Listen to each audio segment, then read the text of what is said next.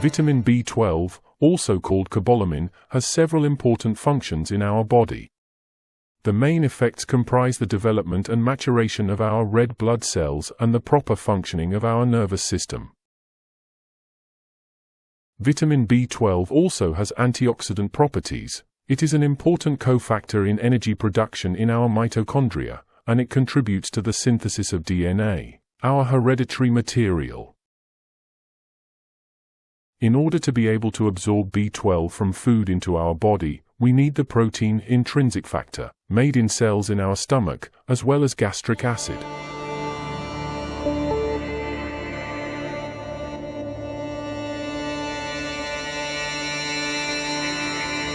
Supply of B12 to our body is through consuming food products of animal origin, such as meat, eggs, milk and fish, but also through products which are fortified with B12.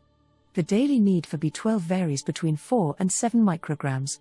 Elderly people need more B12. Here you see the B12 content of some of the most popular nutrients which we regularly take.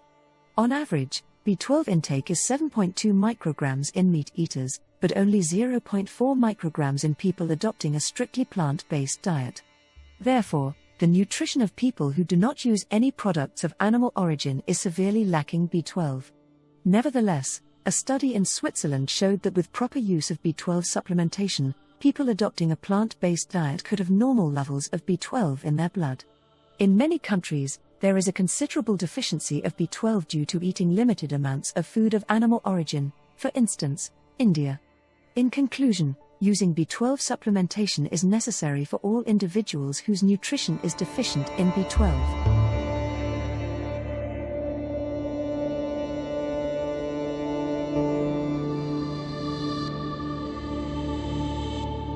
When a person has symptoms suggestive of B12 deficiency, it is advised to have laboratory tests before starting B12 supplementation.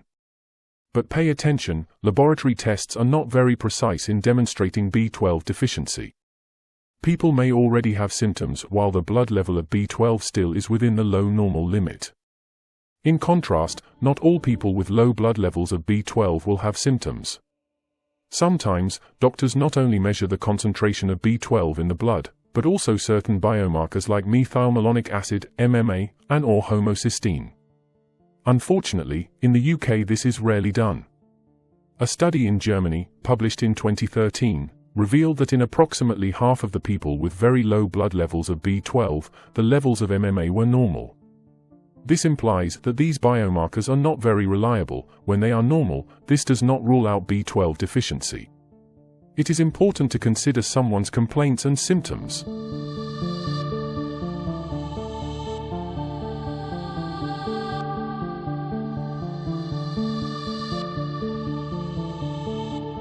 Vitamin B12 deficiency can cause many different symptoms, but in the beginning, symptoms may be limited. They usually develop over a longer period of time. Signs and symptoms, which are reported by people with B12 deficiency, are often neurological by nature, like paresthesia in hands and feet, difficulties walking, dizziness, vertigo, tinnitus, migraine, and muscle weakness.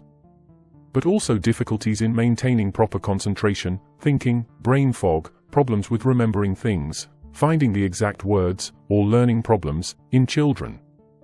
And sleep disturbances like insomnia, not falling asleep, and repeatedly waking up during the night. There also may be psychiatric symptoms like mood changes, depression, fear, and anxiety. Other often reported complaints are severe fatigue, exhaustion, and muscle and joint pains. A painful and swollen, and often red tongue, gingivitis, easily bleeding gums, and changes in pigmentation of the skin. About 15 to 20% of people with vitamin B12 deficiency have anemia. This is then called pernicious anemia.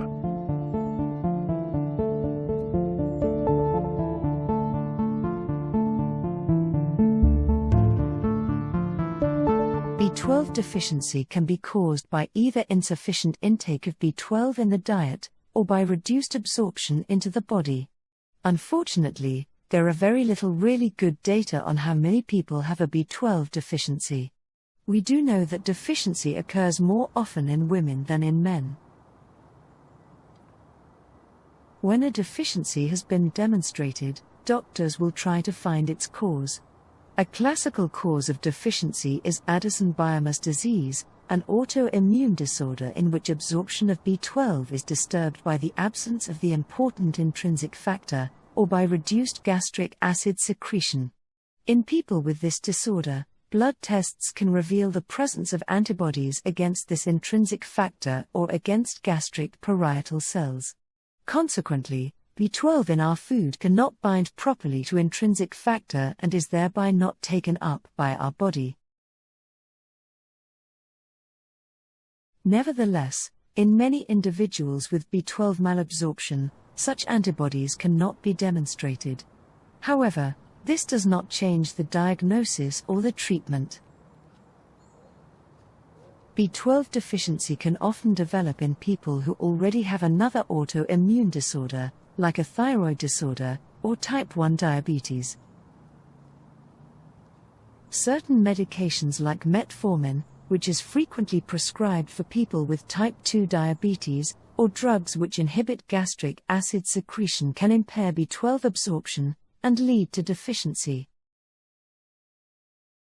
B12 absorption is reduced in elderly people. Together with a reduced intake of B12 containing food products, this may easily lead to a deficiency. Severe neurological and sometimes irreversible symptoms may rather quickly develop as a consequence of the recreational use of nitrous oxide, also called laughing gas. Nitrous oxide inactivates B12 completely. Also, bariatric surgery may cause B12 malabsorption.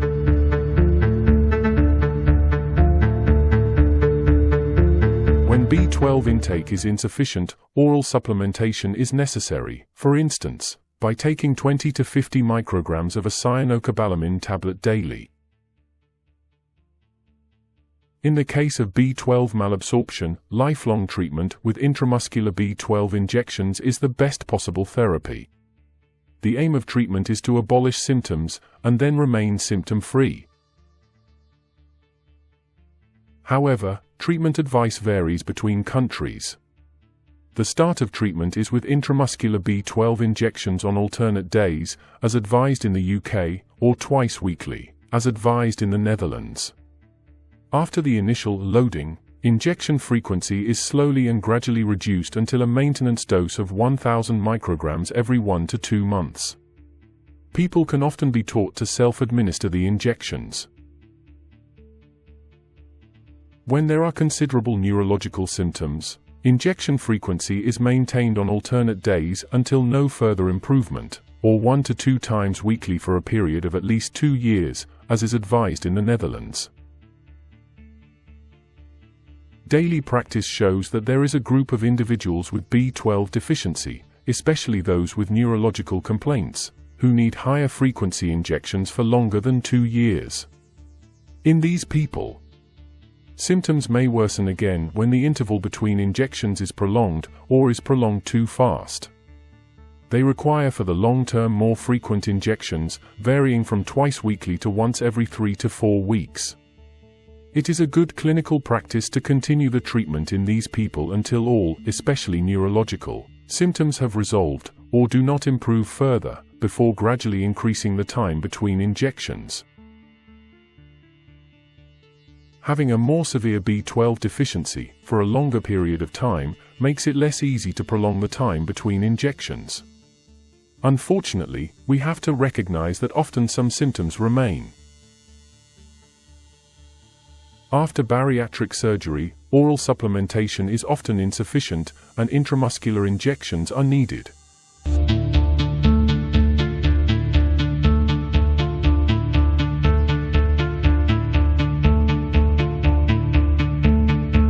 Even with very high doses of B12 injections, side effects are few.